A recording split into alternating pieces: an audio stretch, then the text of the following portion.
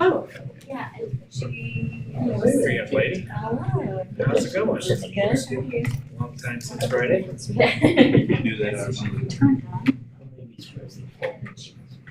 You ready? think she could stick up. Yep, every Friday we have a scheduled date. Okay, we sit down, and get together, see what's going on in the district. I just thought you've been probably carrying them around Yeah. since you called me. Bad idea.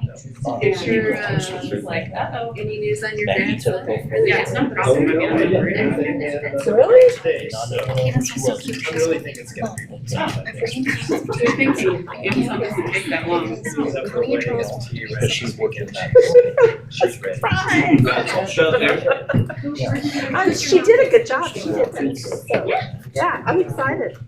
No, that's it. Now, All right, gang, I've got 6 o'clock. Call the meeting to order.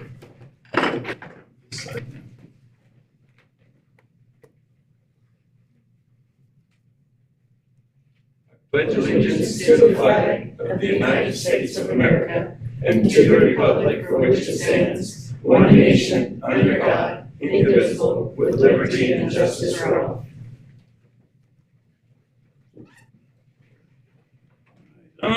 Roll call, we have a full house.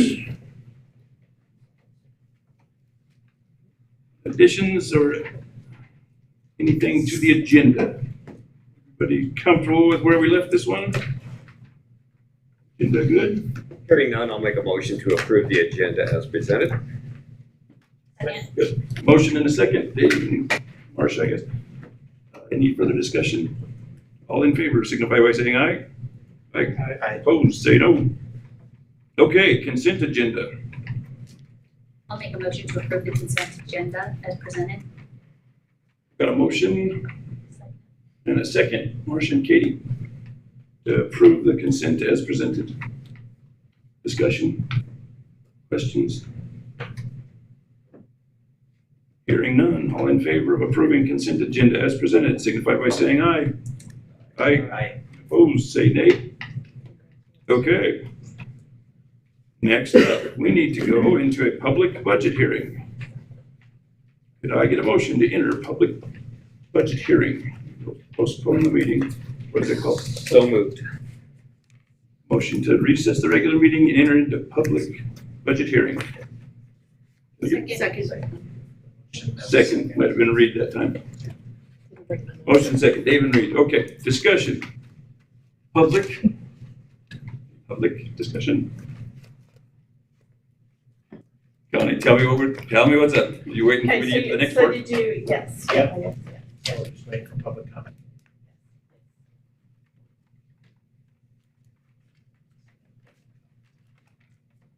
Want me to present during public comment, or do you want, since there's no one for public comment? Let's push it to action items and then we can review it and go. Does that suit everybody? So hearing no public comment, I would make a motion that we adjourn the public budget hearing. Got a motion and a second to adjourn. Further discussion? All in favor signify by saying aye. Aye. Opposed, say nay. Okay, back into regular session. And now, budget for fiscal year 26. So we'll need to have a motion Yes, for please. the 2026 budget adoption for Johnson County School District number 1. Second that. A motion and a second. Dave and Marcia. All in favor? So discussion. Yeah, discussion first, excuse me, thank you. Discussion. I kind of think Connie's coming back, but So during discussion, I think is when Connie will present that. So right here. Yep. They are up.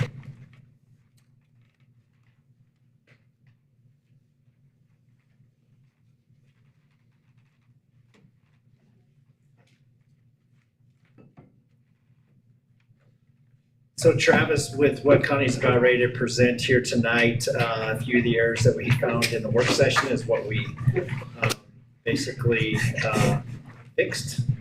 Okay. And so again, always open to questions or conversations you might have as a board of trustees, but very similar to what we presented at the work session, okay?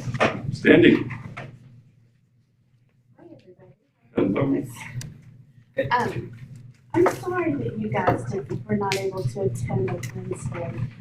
I did a great performance with you. Could you mimic that, Connie? It's a super job, yeah. I It was a did. super job. No, I mean the entrance. I have the cake. So Maybe we Kate could play had a it. Superman emblem and a cape, and Theme music. Theme music. so that it wouldn't be quite as boring as it. You make numbers fun. That's the goal. I have a friend named Cliff, and he helped design my new logo for my board reports going forward. Excellent. But you're probably going, what did that make sense when you read my report? It's like, why is that? But anyway, it's all stemming from the fun that we tried to have on Wednesday. So here we go. You ready? Absolutely. We're so excited. Okay. So we're going to talk about the 25-26 budget going forward. So one of the things that we're committing to in the business office is that the strategic plan goal number 3, which is up in the wall, and they're operating an effective and efficient organization. We're going to do that by being physically responsible. We want to ensure operational continuity, and we want to invest in the well-being of our staff and students. So that's the goal. So as a state statute, the things, there's some components that we have to present to you guys, and one of them is a budget message, and that's the presentation. We'll go through all of that as we go. The other is, the first one is actual revenues and expenditures of the last budget year, which is 23-24. The estimated revenues and expenses for the year just ended, 24-25, and the proposed expenses for the coming year, 25-26. So, there you go. We've met the components, the required components of the budget.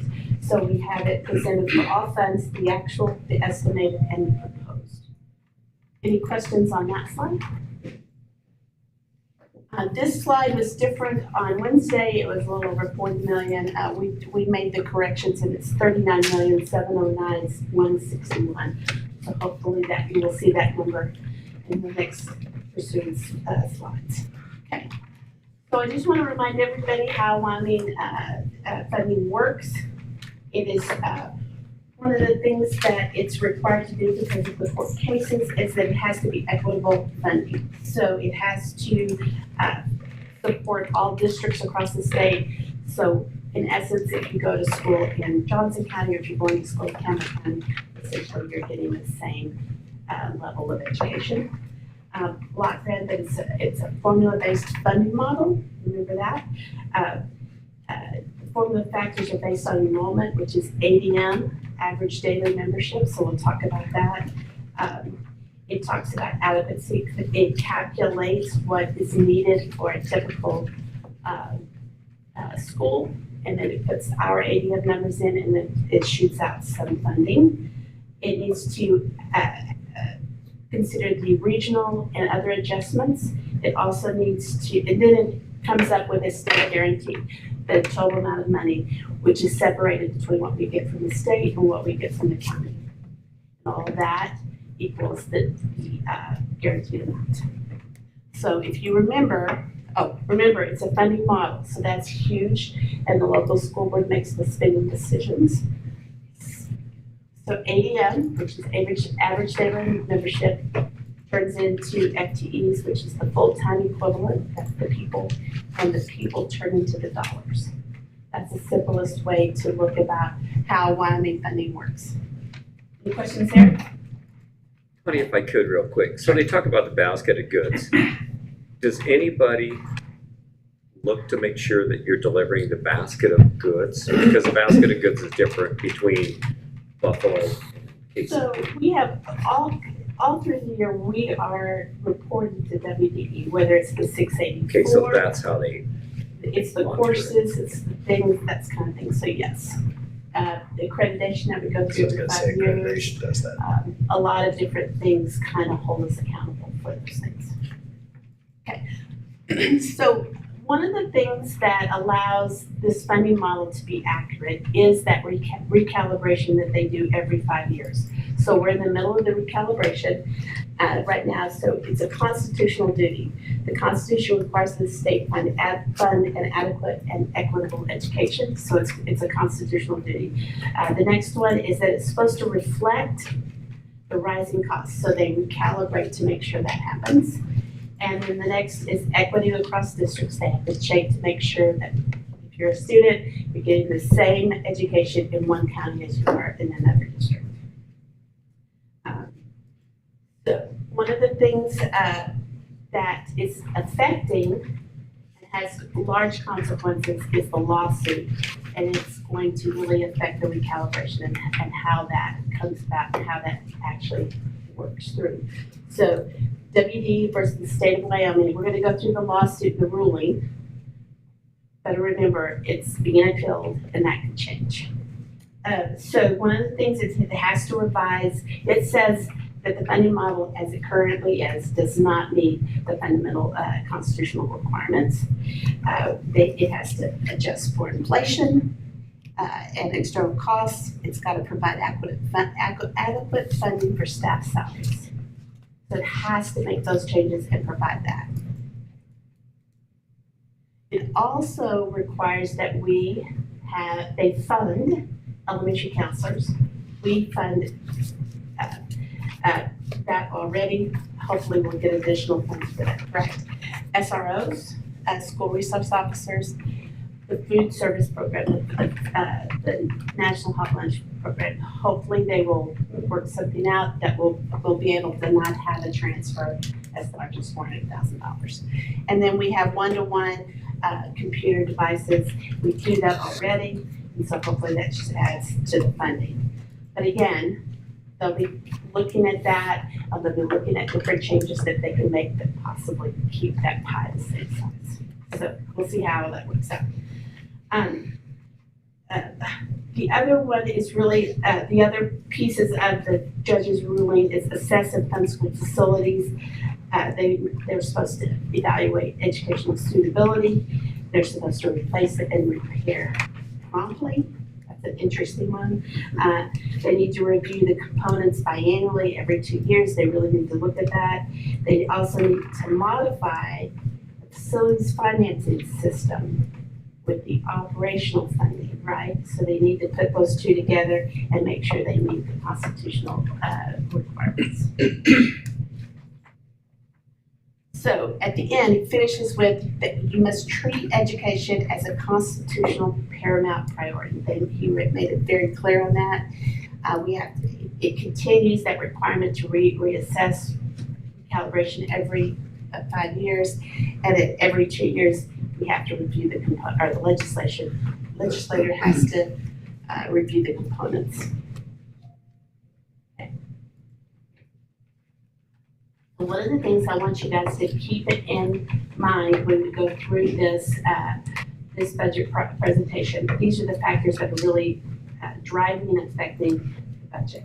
So the first one is staff compensation increases to the base. The next was health insurance premium increases, leave budget buyout, policy changes, FTE and ADM decreases, transfer increases, we'll talk about that, assess valuation and intent for levy, and guarantee increase. Those are things that we're about to cover. Any questions on those? Okay, so the first one is staff compensation. So we increased the teacher base to 1,500. We increased the administrative professional staff $1,000 to the base, and we increased the base. And everybody got a 75% raise. That was the increase to the base. So it kind of went through, and everybody probably looked like it was more than a 75% increase to hourly wage. Okay, any questions on that one? Okay.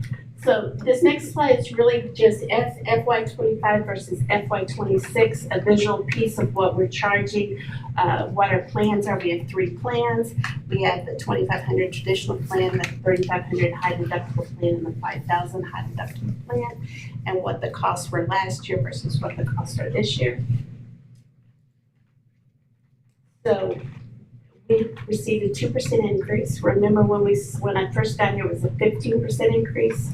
And then we incentivized people to go to that $5,000 high deductible plan. Then our increase last year was 6%. And this year, I think it's finally paying off. It's a 2% increase. So we're excited about that. Dental and vision are 100% paid by the district, and there was no increase to that piece of it. So the increase to an employee who takes the $2,500 traditional plan, family plan, that's the most expensive one, right? Their increase is $72 a year.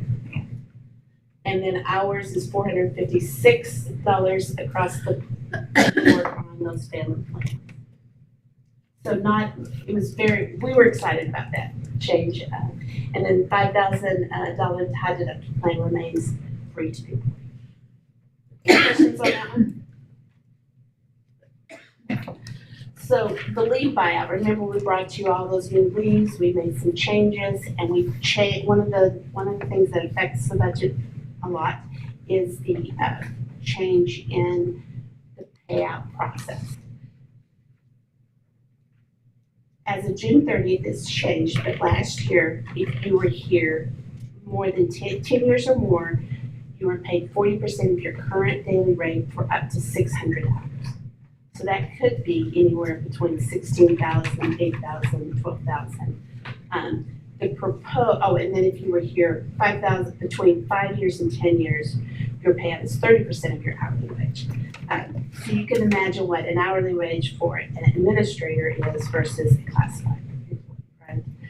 So there was some inequity there. So we changed it to up to 400 hours at $10 an hour, for the most that you can receive when you leave is $4,000. So hopefully that supports the fair and equitable treatment across employee groups. Any questions on that? Once payroll settles down, right? We've had 5 or 6 payrolls. Once we get that accrued leave calculated, we can come back with you with an amount of money that it's actually going to cost us. So right now we're just estimating through that. Okay. So I'm ahead of myself. So I want to talk about full-time equivalents. And so if you will pull that in, we lost 0.77 of a person. I don't know what that really looks like, but we lost 0.77 of a percent of full-time equivalent on our 100 this year. Our average daily membership decreased by 50.89 kiddos this year, actual ADM. If we look at that, right now we're currently at 1,072, so we've lost an additional 37 kiddos. Our 3-year rolling average decreased by 11.45, and as you know, that 1179 is going to go away next year. All those are going to move across. It's going to definitely. This is the cliff we've kind of been waiting on, so we'll see exactly what happens. Any questions on the ADM? So remember, ADM equals FTE, FTE equals dollars. Okay. Here's one of the things I think is one of the coolest things that we're going to do. We're going to start putting money away in some savings accounts. So the first one is the uniforms and helmet reconditioning. So we are going to, we seeded that account. So we created some 80 accounts, activity accounts, where that cash it's actual cash. It's not a budget, it's a cash. And so we created those seed accounts for VHS, CCMS, and KC. And we moved $50,000 in there. We base that on a $5,000 base to each of the schools, and then we use the rest and we divide it by their ADM to get that amount of money in there. So that's the seed. this year, at the end of the year, or really actually in July, or whenever we get to it, we're going to put $45,000 using that same formula into their accounts. So hopefully, each year, that money, the budget doesn't go away, they've moved it in there, and it's, so the cash is there for by uniforms. Because we spent almost $15,000 on junior high football uniforms this year. And so it's really hard to budget that year. So they have a rotation. We'll make sure that you guys get that rotation and understand how it's going to rotate. We're hoping that we can move to a 7-year rotation. So we've got our fingers crossed on that one. Any questions on that one? Super quick question, Coach. Sure. For the uniforms, is that all activities? Band, yes. Band, is there anything other than band that's not athletic? I think that's the only, the band is included. We're not, hopefully we won't get our caught again. Thank you. Food service, we've increased that to 400,000, and we're hoping with the lawsuit, that number will go down, and that will help. It says the WEA ruling validates understanding, gives hope for the future correction. We're hoping.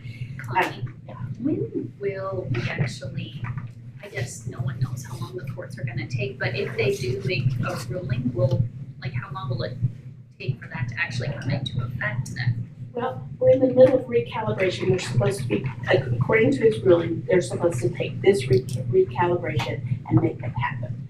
And they go through that process. They'll end in January.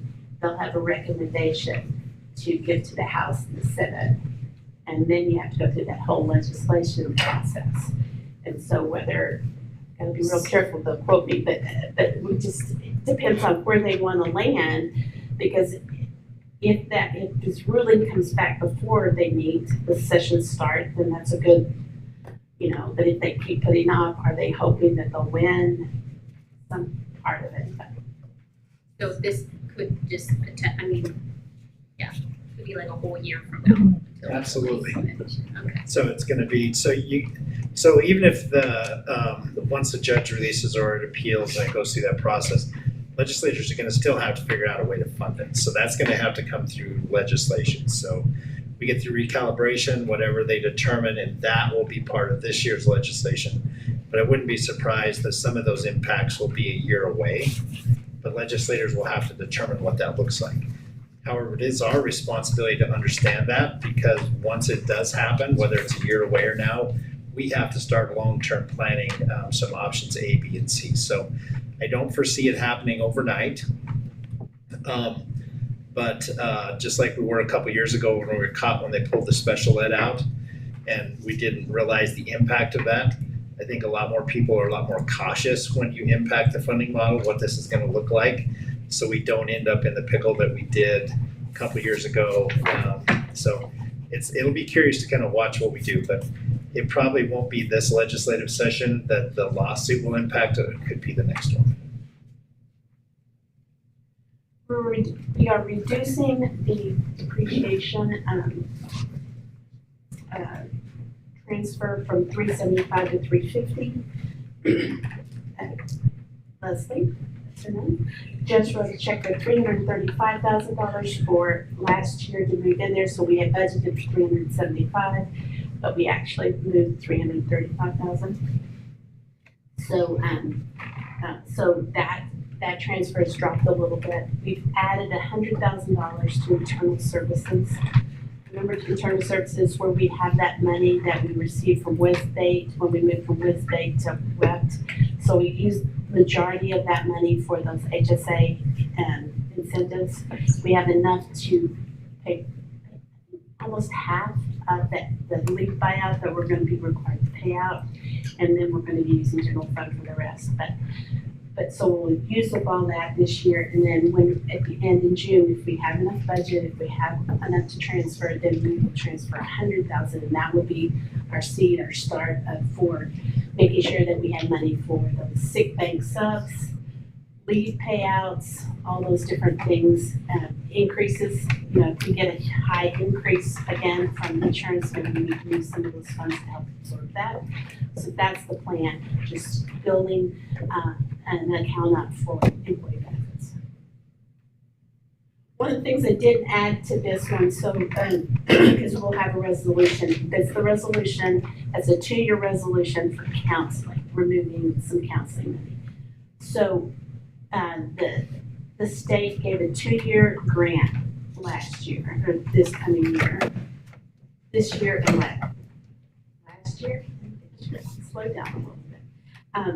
It was about $10 million across the state. Our portion this past year, was $71,000, and it will be something similar to this year. So they didn't get us those funds until January. So it's really hard to plan and spend $71,000 that quickly for, it could be curriculum, it could be professional development, and it could be for salaries and benefits.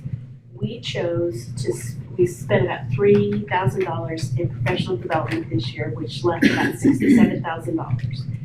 So we moved counseling, salaries and benefits out of general fund into that grant. Those were the changes to the grant, right? Those were the requirements, the allowable costs. That freed up $67,000 in the general fund. So we chose to use the same kind of basis. We seeded 6 accounts for the 6 districts for the 6 counselors. We put $5,000 in each of those, and then the remaining amount we divided it by ADM. And so that was this past year. And so this year we're probably going to have a little bit less than that, because now they have a full year to plan to spend the money. And so if there's anything they don't spend, they then will transfer salaries and benefits into the grant, which is allowable cost, and then free that up and then move that money into those 6 accounts. They want to use it for activities, field trip, take the kid for a pizza party, take parents out to have coffee with them, just to have that relationship. So this would be money they can use to do that. And hopefully it will be a nice sum that will last several years. So that was a way to use that grant, and the counselors actually get to use that for kiddos instead of salaries and benefits. Any questions on that one? Okay. So the next thing we need to talk about is assessed valuation and your intent to levy. So the first one is assessed valuation. FY26 is $423,800,000. Last year it was 410. So it went up an additional 13 million. And then 2004 is when it really jumped up high, remember? And then it went back down, and now it's back up again. So, and then you voted in April to levy 1 mil for the Johnson County Rec Board and a $0.5 mil for coaches. Any questions on that? Okay. So we're trying to plan, increase guarantee. We have a guarantee, FY26 guarantee of $21,228,841. So what that has in it is our ADM, which generated the dollars, plus our transportation reimbursement estimate. So this number could change if the estimate is off at all. And then last year's, and that's not finalized until March 31st, 2026. So it can change and fluctuate through that time. Doesn't usually, once we get those reports in August, we're pretty good at what that is actually, because I'll know what this transportation reimbursement actually is. I'll know what the retirement is, all those kinds of things that we get money for. And then, that would be good. It's just what we're estimating the county revenue to be versus entitlement. That's what fluctuates through the year. So we have an increase of about $881,000. Now remember, we got about $1 million in ECA, yay, but our decrease in ADM cut some of that money. Sure. So that's why it's $881,000. Any questions on that one? Okay, so now we're trying to plan today to be prepared for tomorrow. So we're trying to be responsive to the rising cost, legislative shifts, and federal grant uncertainty. We still don't have an allocation for Title II or Title IV. They're going to separate them. One doesn't land on the other. They're going to allow us to get the approved Title I. We'll be able to use those funds, and we'll just kind of hold off and use our carryover funds from Title II and Title IV. We're trying to be centered on staff and student opportunities and trying to be fiscally, I didn't say physical. And then she sings the song, fiscally sustainable. And we want to monitor state level changes, which is recalibration and trying to safeguard the priorities that you guys have as okay. Now, are you ready for the budget? Haven't even touched the budget yet. Here we go. So the first thing we have to do is we really have to talk about revenue. That's where we base our expense budget on, is how much we think we're going to get for revenue. This doesn't change much from, it didn't change at all since the last time you saw it. So you can see that the 19 million, we just talked about the $21 million, and I've got 19 here. I've taken transportation out, and that's why it's the 19 million. Then retirement reimbursement, they've taken a little bit, they increased retirement several years ago, and that piece, that 2.25%, is outside the model. So we get a little bit of revenue from that retirement. General fund interest, we were just barely, almost hitting $1,000, and we would have gotten $400,000. So we're just estimating that conservatively at $300,000. And then the last couple of years, we've applied for indirect costs, and we received those. Those are costs that we can draw down from federal grants, that we don't have to have any kind of reason. You just get 16.9% of the money you've expensed already, and then you get that. And so we're planning on trying to get about $25,000 from those indirect costs. And then SPED is there. We estimated at $5,050,000. Again, that number can change. 1.7 for transportation. And then we're added that forward funding in there as a revenue piece, because we're going to bring that from cash reserves into that. So we have total revenue of $27,300,488. Any questions on that? Okay. So this is the actual reimbursements. Non-reimbursement expenses. As you can see, there's the blue is salaries and benefits. The green are operations. The pink is the transfers, and then we'll talk a little bit about the revenues. So in the salary piece, we tried to make sure we had everything covered of the things that we're anticipating that might happen. So substitutes, we always have substitutes. Sick leave subs, we've estimated that to be about $6,500. Mid-year insurance premiums. One of the cool things Skyward does allows us to budget almost to the penny on salaries and benefits. So it doesn't really take into effect those increased costs if someone joins our insurance at mid-year. Okay, and so that helps leave payout of $60,000, summer help overtime. The NBCT is National Board Certified Teachers. We get a $4,000 per National Board Certified Teacher, and we give all that to the teacher, and we cover the expense of the benefits, and so that's what that represents. And then we pull salaries and benefits out of activities, as we did last year, to just kind of show that difference of $706,000. Utilities and general fund, and then operations for activities pulled out separately. You can see that's $3.4 million. And then we talk about the transfers. So the counseling one is 25. This past year it was 67. We'll come back with an amendment for you guys to approve in August to cover all those different ways we manipulated that around. The uniforms and conditioning is 45, depreciation is 350, internal services is 100,000, and then food services 400. So all of that together, salaries, operations, and transfer is 19 million. If you remember, we talked about our total, I'll tell you in a second. Our total revenue was going to be, the 19 million plus the, retirement reimbursement, plus the interest, plus indirect costs, and so that's about 20 million. So if you subtract the two, we have a little cash left over of 205,000 that we're going to move toward that front funding that we'll talk about just in a second. Any questions about those?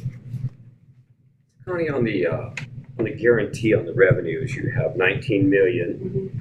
But on 2 pages back, it was 21 million. Let's, Full So transportation. remember I pulled transportation. okay, so you added that in there. Okay, thank you. Any other questions?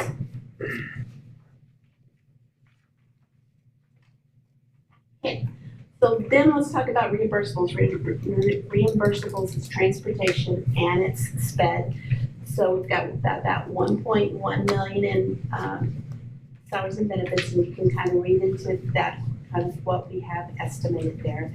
And then utilities, fuel and operations is 488,000, I believe, for a total of $1,677,000.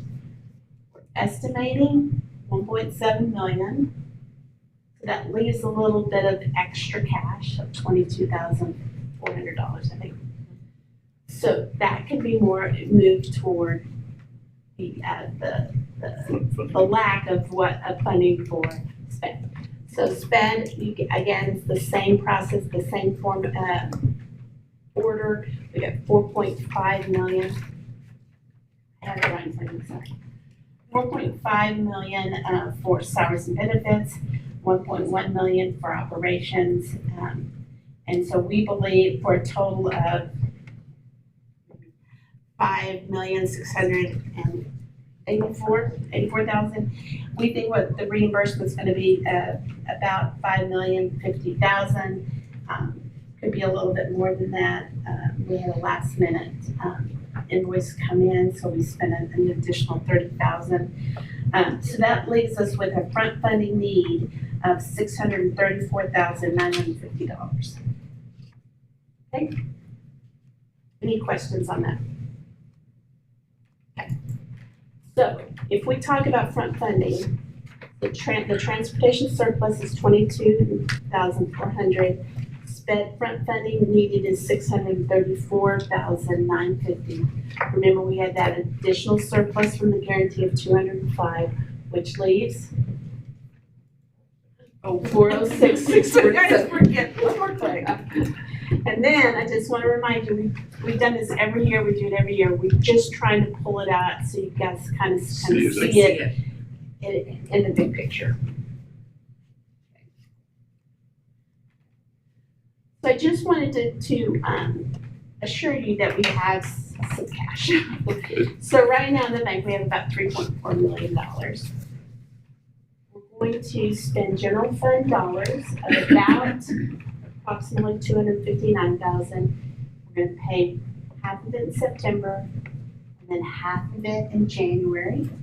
And then front funding, the 406, is going to go across 10 months, right? And if we don't spend all of our budget, then our front funding is less. This is just trying to make sure that we've got enough money to cover the budget. And so then after all of that is subtracted, we have a total of 2.7 million for emergencies, for just money in the bank. Okay. So this is looking at revenue and expenses together so that you can kind of see where we, you need to go back. We didn't. Okay, sorry, you're right. So we budgeted 27,300,488 in revenue, and we matched that in expenses. Okay. So one of the next things that's required in a budget is that we budget by function. So we have instruction, that's the closest people to kiddos. We have instructional support, which was like counseling, nursing, PD, librarian, all those kinds of things. And then we have general support, which is transportation, technology, maintenance and grounds, business office, board, superintendent office, all those things make up the instructional, general support. So I broke down general fund without activities, utilities, transfers, transportation expense. So that's just those. Then I did each one of those things that we pulled out so that you can kind of see that. Then on the general fund reimbursables, we did the same. Remember, transportation's all 3,000, so it's all the same. It's within the 3,000 function. And then SPED is in the 1,000s and 2,000s. So you've got speech pathologists, you have those kinds of things that are 2,000s, and then the instruction is 1,000. So if you add it up all together, the general fund should equal 27,300,488. So balance is there. Any questions on that? Okay. Okay. Yeah. Okay, so the next one is non-general fund, right? So we have, the first one is special revenue, that decreased by $1 million, so we got rid of ESSER. And so we don't have that big account. We still do have the built grant, so that ends September 30th, and we've got about $250,000 we still got to pay out. So we've got that included. We've got about $400,000 to $800,000, about $800,000 between Title I and ID 611. Don't quite know what Title II and Title IV, but that is way less money, way under $100,000. And so that's, I felt comfortable reducing that to $2 million. Major maintenance, we just kept that at $3 million. John is up and going, doing lots of work, so we're just gonna keep that at $3 million to be on the safe side. To the new guys, we have to, the statute says we have to budget more money than we spend, so we try to keep that a little higher than what we anticipate spending. Boat cheese is $250,000. Capital construction, that's where a big bump went. There's $4.4 million extra in there because of component money. That was the component funding. So we'll not spend it all this year, but we're gonna budget for all of it. And then what's left of that component piece, next year we'll budget for that amount, what's left. We may not spend it all, but we'll have that available to us.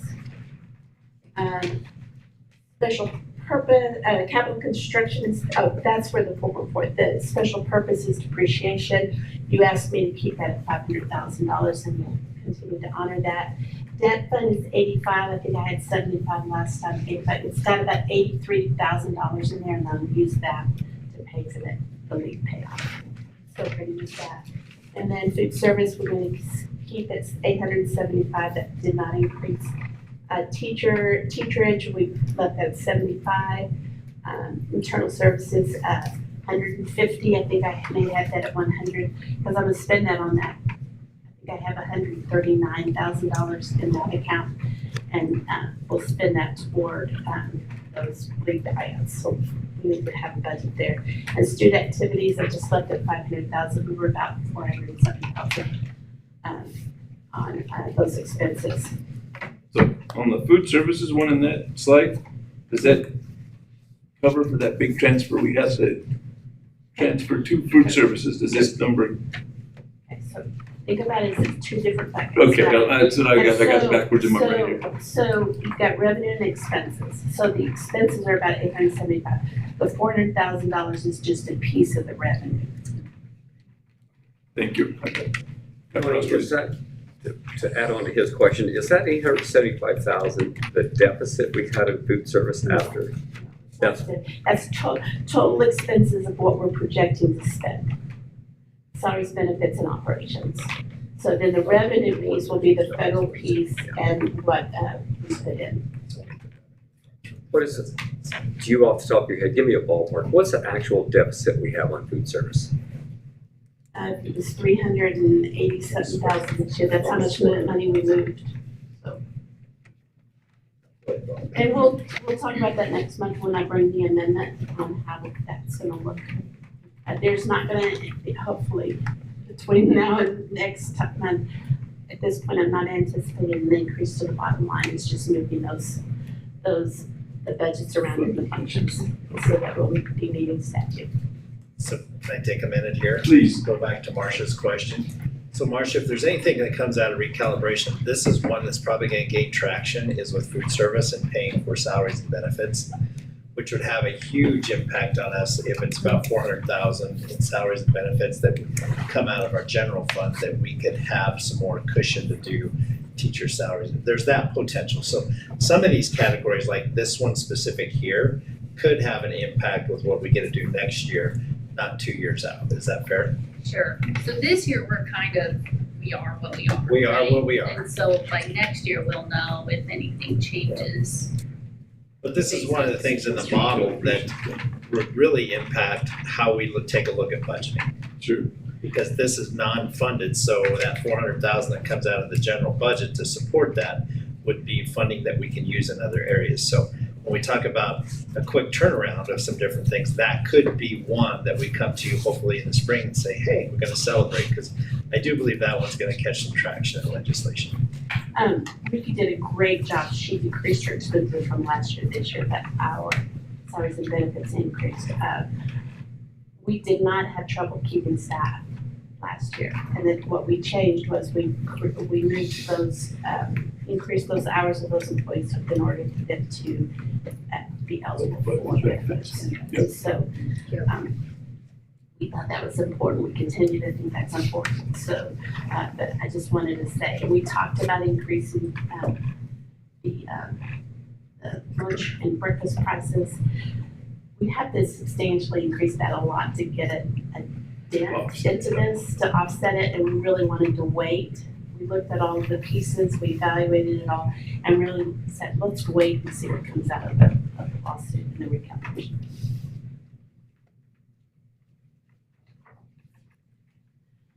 Just some notes on these special revenue. We talked about that bill grant. We have the little bill grant. And then construction, we talked about the 4.4 million component money.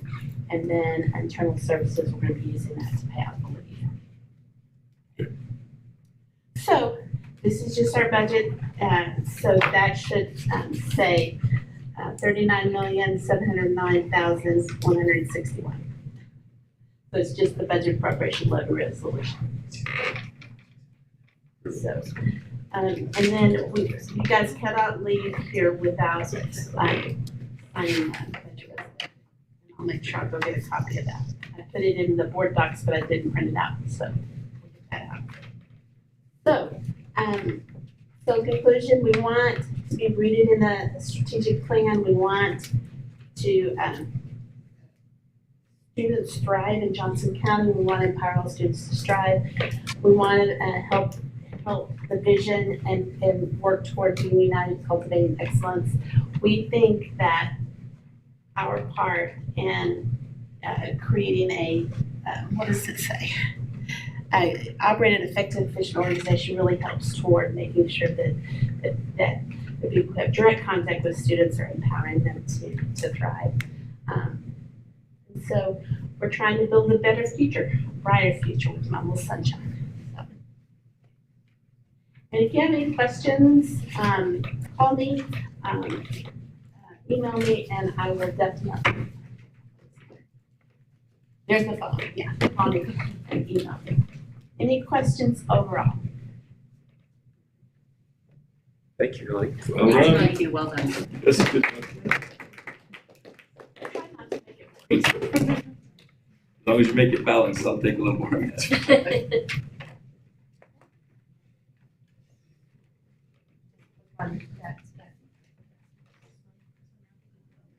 Yes, we'll need a motion to, we had the motion to approve. That was the discussion. Now we can Motion second, now we can discussion. No, just Yes, we can discuss and vote.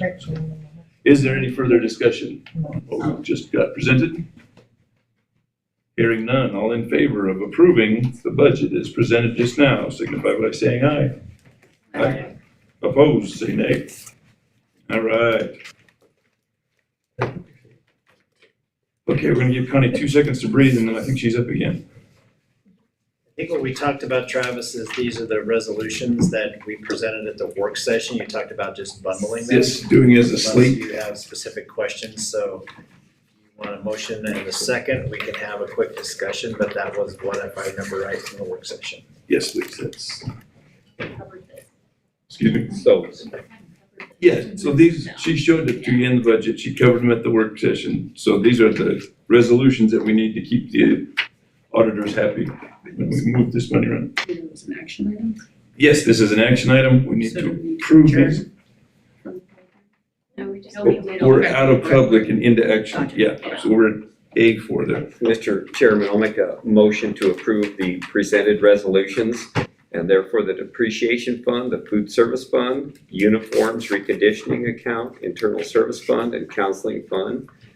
We're gonna do it as a slate. Very good, I've got a motion. And a second. That's Dave and Casey. Discussion on these ones. We've seen them, we saw them in the budget. Questions, comments, or thoughts on these? Basically a savings account for each different entity. It is, we're going to, Super exciting, and it's been approved by the auditors that this is a process we can do to kind of alleviate some of those spikes in these different areas. yes, you can pay for nice things up front And instead of, Travis, the work that you guys on the board allowed us to do, especially with the leave policy, and actually start funding future leaves, so this is all part of that. yes. So any Future questions stewardship. about them that you guys want to hear? Everybody was able to look at them when you clicked. All right, any other discussion on the resolutions? Hearing none, all in favor of approving the resolutions signify by saying aye. Opposed, say nay. Okay, resolutions are cleared. I will, John Hancock those in a bit. Next action item, this is the name, image, likeness resolution. Can I get a motion to take action on the name, image, likeness resolution? I'll make a motion to approve the proposed NIL resolution as presented. We've got a motion I'll second. and a second, Marcia and Lynette. Discussion on this one. We covered this pretty good at the work session too. This is, let's keep amateur sports amateur if at all possible. So Travis, if you approve this as a board, I'll have Heidi put it on letterhead, and I'll sign off on it, and you will as the chairman too. The only thing you will also see is upon tonight's date that we approved it, and we'll send it to the Washington State Association. Okay? Everybody. I do have one question, sorry, because it wasn't there, but are there many other school districts doing this in the state? Or, like, are there, It's proposed by the Wyoming High School Athletics Association. but are other So districts there actually are two follow- approaches. Yeah. So some superintendents are visiting with their athletic directors at the next regional meeting to have that conversation. And some districts have taken this initiative already, so.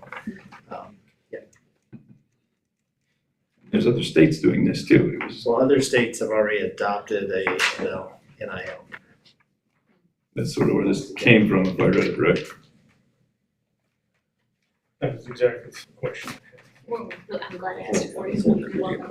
So a neighboring district is the one that first developed this resolution, so.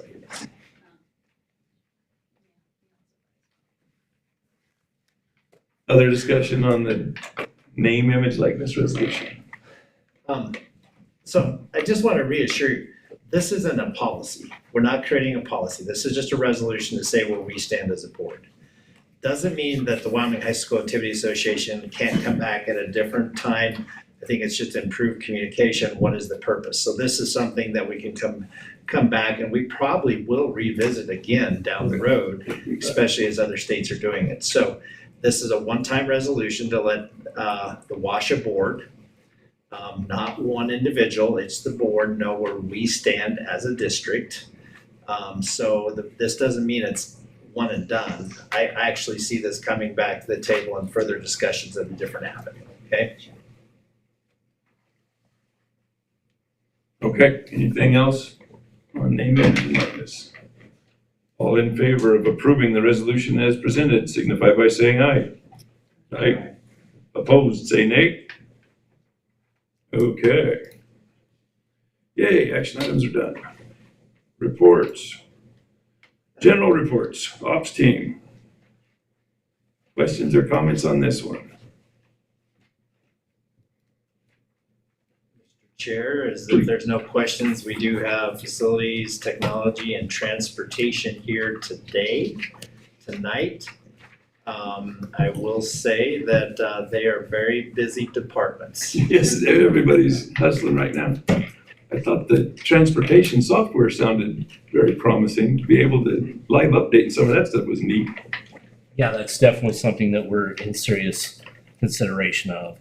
We're working through that right now, but yeah, it has the industry standard right now of a 2-second update. Wow.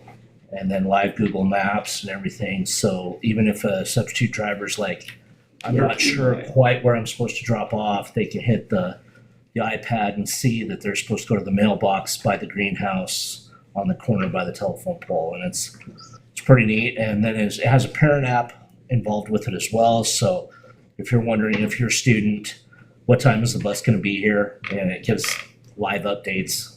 So you can see, okay, we're 7 minutes behind schedule. Oh, wait, we're catching back up. They're going to be here in 30 seconds type of thing. So Well, that's neat. we're excited for it. I think it'll be a game changer. We just have to make sure that it fits our community and our district. So. Awesome. Mr. Chair. Please, Lynette. Bill, I had it's not really a question, I guess, but I think it's really interesting for the did you know about that DEF, that it's one of the single largest problems in most districts. Yeah. And so it's in modern, you exclaimed that it was in modern diesels. Is it something that's like, is this what they're making now? Is this coming down from like the federal level that, and so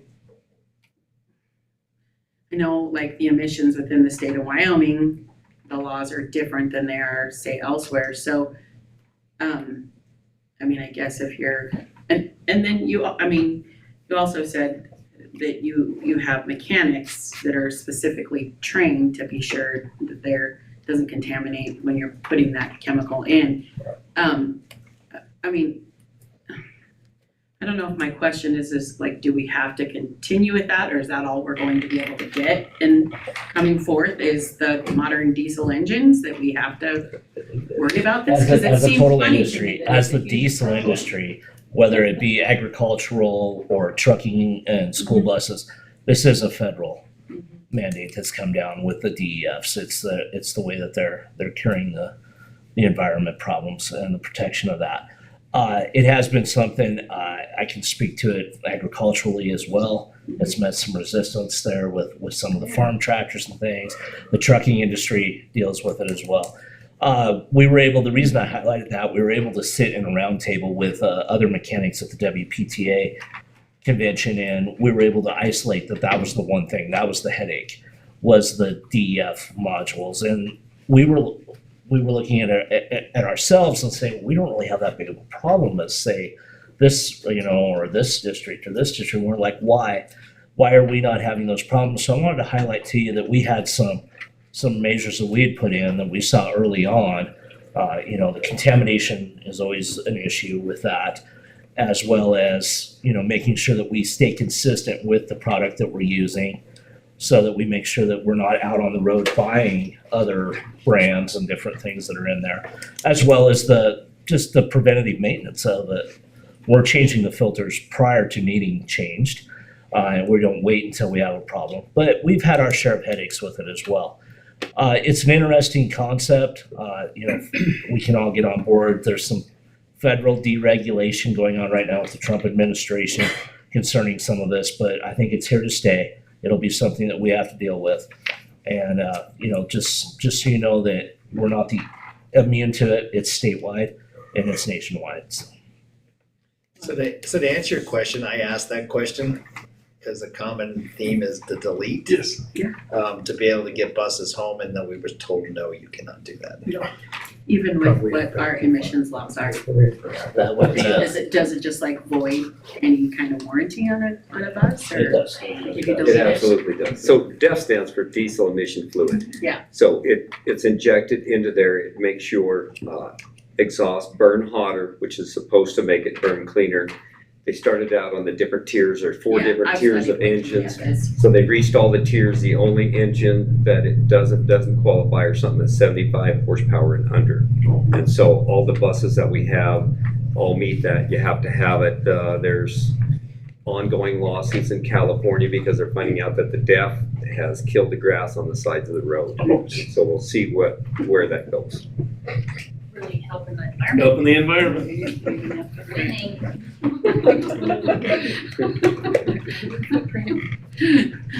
Anyway, we're doing a great job. Good. Yeah, but to answer your question, you have no choice. No, it's And if you delete it and then you can't sell that bus, you can delete it, but it's against federal law unless it's used as a race vehicle, which I hope, Bill, that you're not racing buses. Bus racing. Now there's a way around it. There is a way around it. Well, That I would appreciate that. require a higher helmet recalibration as well. So we'd have to have some funding in the activity side for helmets as well. Thank you, thanks for that. Appreciate it. Dave, you had something? Oh, I just wanted to make a comment. Mr. Zink drove past the football fields at the high school and stuff. I want to tell you, I thought they looked really good for this time of year, as hot and dry as it's been. You get the water on it, look great. Thank you. Ready for football season shortly, I can see. Here it We got a big comes. leak out there right now, so not really. What's that? We got a big leak out there right now, Oh, so. what? Is that called flood irrigation? Yes. Please. Mr. McKenzie, so I'm super excited that Steph is moving into the admin piece, but can you please tell her there's gonna be some kids that are gonna be missing her face on the bus? So in our efforts and with our lack of human resources, Steph is still She's going to still be gonna driving the bus. Oh, yay. That's why we were looking at some of our software to help take care of some of those issues that come in. So while she's still gonna be driving the bus, so she'll still have a route as well, and we'll be monitoring that and be able to take care of some of that, those pieces that the administrative system took care of before, we're gonna be able to accomplish with some of that software, so. Good, okay. Other questions for the office team? Charles, anything we need to hit on this one? I'm just gonna say, key point, pretty fascinating the way these teams, and I'm gonna throw Connie's team into this.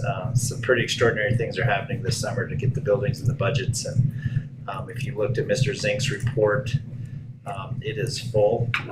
Technology has a lot going on, transportation. I mean, everybody thinks it's a down season during the summertime. It is not. And so stress levels are pretty high. I'm gonna be real in saying, because the World's Fair is around the corner, that means we have to have everything in place for everything to start. So kudos to this team and the ops team for what they're doing. Well done all.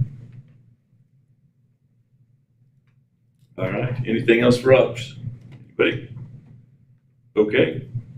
District admin reports. Questions, thoughts for superintendent?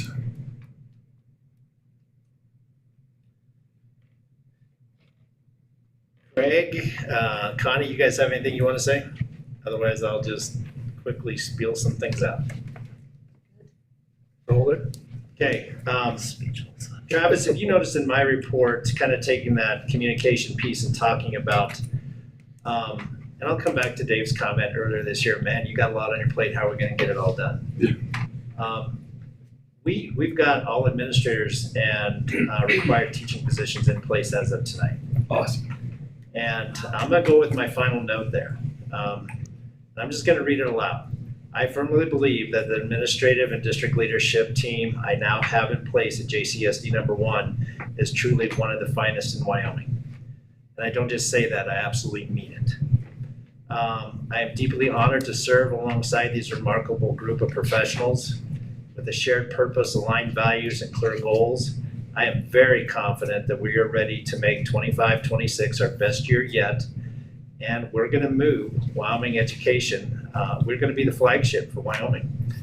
It starts here, and truly grateful for the opportunity to be in this position. And people don't get this, but the leadership we have in this district has the potential to do some amazing things. Yes, I think so. So kudos to you as a board for supporting some of the processes. Not to say that we're not going to have bumps. I guess I classify it this way: a world-class interstate, there's always going to be some potholes we're going to overcome, but we're going to fill them in, but we're headed in the right direction. And it's even evident here tonight with you as a board of trustees. All of you are here tonight. Very grateful for everything that you bring to the table, but this is also through your guidance and leadership, so thank you. Team you put together is doing good work. We appreciate it. Mr. Chair. Please. Charles, I just wanted to say how much I appreciated for myself and for the public the complete update for all of your administrators, for all of your operational teams. I think that's something that we don't talk about enough.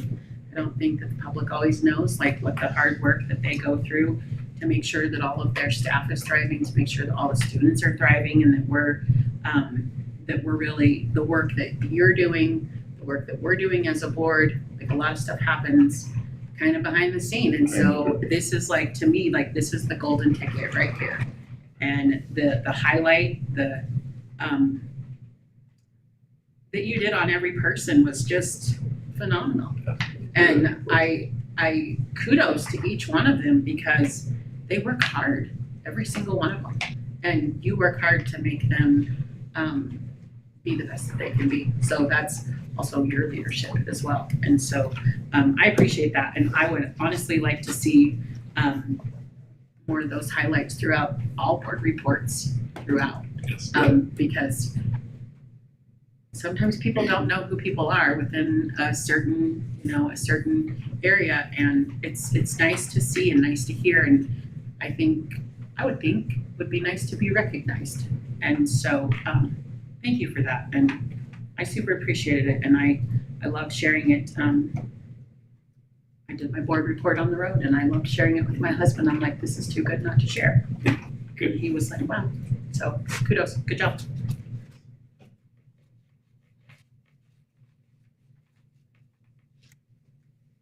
Anybody else got questions there?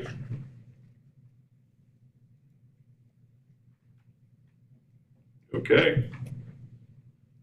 Board level reports, Recreation Board, Don't have anything, we don't meet in July.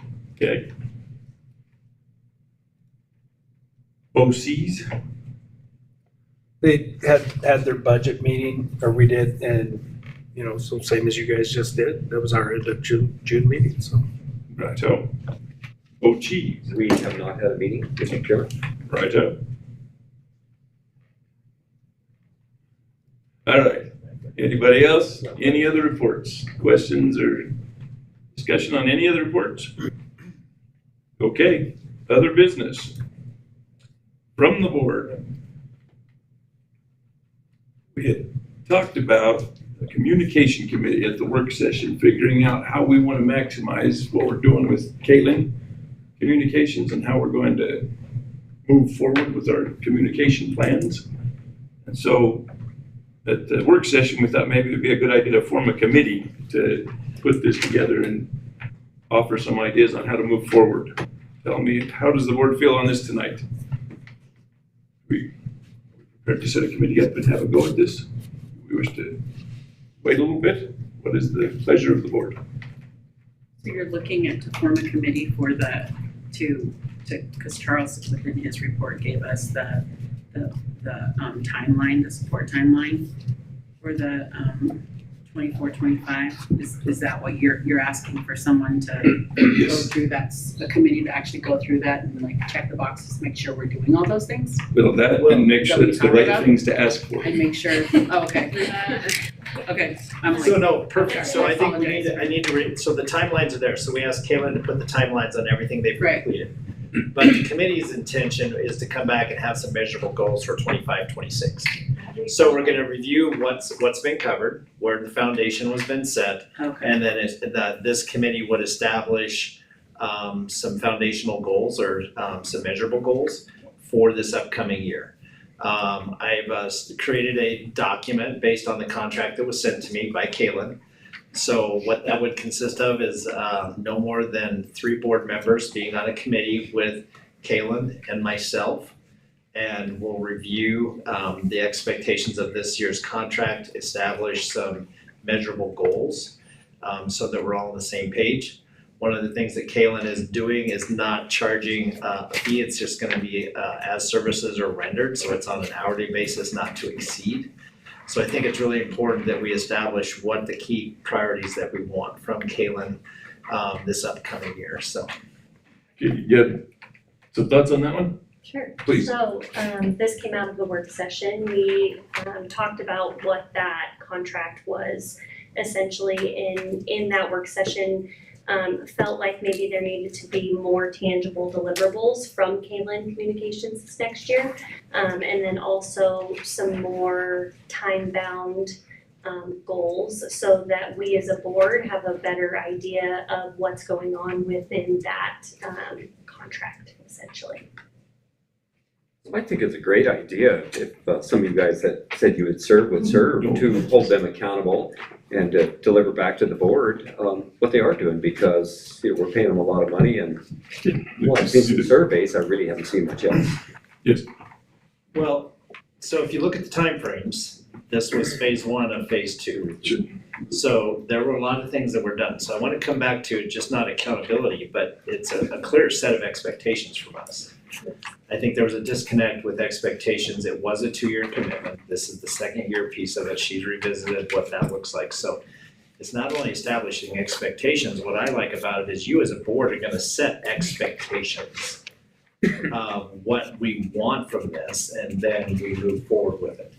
However, I do encourage you to read back and look at what's been done, because a lot of it was a foundational work that you're not gonna see. This is the year that we implement some things. So that committee is gonna be, I think, beneficial to seeing that, because I know you as a board have heard, well, what is the bang for the buck that we're getting? Well, the visual was, when you go back and look at those timeframes and everything, there was a couple things that took a detour on it. But there was a lot of work done last summer and last fall with just gathering what is the issue. And now we can really narrow it down and go from there. The other piece, if I may add, that came out of that is we wanted to really be able to tie that contract back into our strategic plan of being fiscally responsible, and then also making sure that we are engaging our community and the communication lines there are really clear.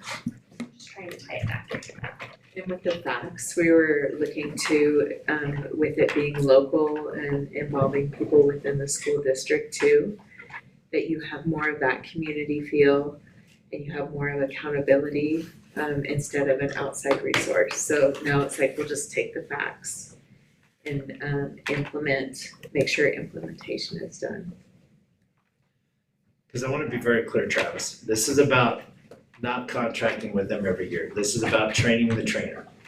This is the year where we establish what the expectations are. Lynette, you said I'd like to see more of that in the board reports. So part of the conversation I've already had is we are going to change our board report expectations. So every month we do a highlight, but then that highlight Heidi will gather up. This is just an option we talked about, and put it out as a district-wide. So there's just a lot of different things we're going to do. These t-shirts are an example of what some of that looks like. So what's exciting to me is you as a board are going to be involved in what that process looks like, so you can feel comfortable with where the next steps are. But let me be very clear, I will not be coming back next year, not because Kaylin did a bad job. The intent was 2 years, and now we should have things in place where we're sustainable by ourselves. Any other thoughts on this one? So these shirts are, we wear to the parade. We have 1,000 stickers to give out that says the same thing. We're going to make sure that this is visible across Johnson County, so. Very good. Do you guys need a place to put the tents or for people to come from the staff and school district? We are actually in the parade. Well, but the people that, like the families, that might be there and stuff, because we have a building right across from the Come and Go, which you could just set up and if you wanted to, optional. That would be awesome. I think the parade starts at our school parking lot, so that's nice. And ends at our parking lot. So the parade route is gonna be a little different this year. So it is gonna come up Main Street, go this direction, and then go down that way. So we're gonna be starting and ending in JCSD property. Is it going backwards? I'll get the map out. It's a reverse flow. Yeah, so we're actually starting, Bill, go, Yeah, go tell over us. it we're again. actually starting on South Main by Cotant, Okay. Mr. Sexton's house. Yep. Everybody's going to stage in the school parking lots at Clear Creek, Cloud Peak, and Meadowlark. They'll come over, then travel the traditional route. But, you know, at Christmas parade, when everybody turns on Fort, they're gonna turn and go on Fort this year. And then come back to Prosinski Park with viewing ending at Prosinski Park. Everybody's gonna come back up the hill to the It's schools. very similar to Longmire Days. Yeah, similar to Longmire Days, but a little more extension because they will have South Main incorporated, but that's due to construction that they're having. Yeah. So if you traditionally watch in front of Wahoo Lakers, you're gonna have to maybe switch venues this year to the cemetery or wherever that may be, so. It'll still be the same amount of people at Water. There will be. And they won't notice the parade. I'll see about as much parade as it is. So Travis, back to your question, I think Mr. Oski is good with setting up this committee. And so I think at this point, are you wanting people to serve on it to? Yes, next call is volunteers. Who can we get to work on this and help lead this? Tabitha's in, Katie's in. We can have a third. I'm glad to do it, or if somebody else wants in. I'll go 3, I'll be the third. Very good. Perfect, thank you guys for serving. All right. Other from the board, got any? So Travis, just with that being noted, I want everybody to be super straight up here, is Katrina is out of the country. And so we might not see this contract come in front of the board until September. Fair? Fine, gives us time to get our plan together too. Oh, that's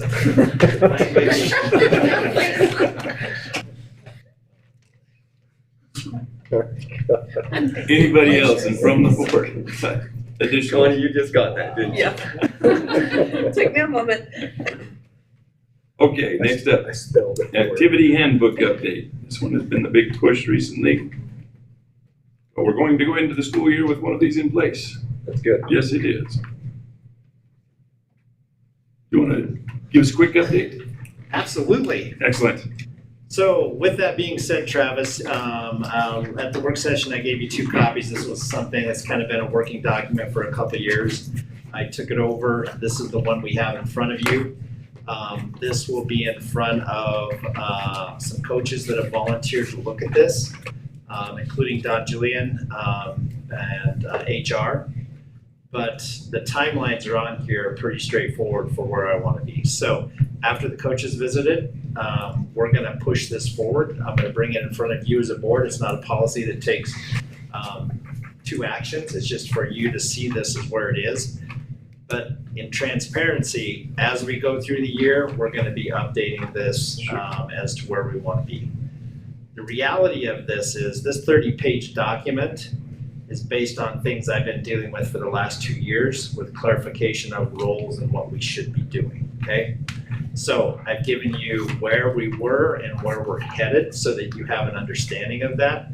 But I'm also going to be very specific in saying this will be tweaked throughout the year according to some different things. But this is a great starting point. It's something we need to have in place so that we can set expectations, help coaches, and everything that we are doing.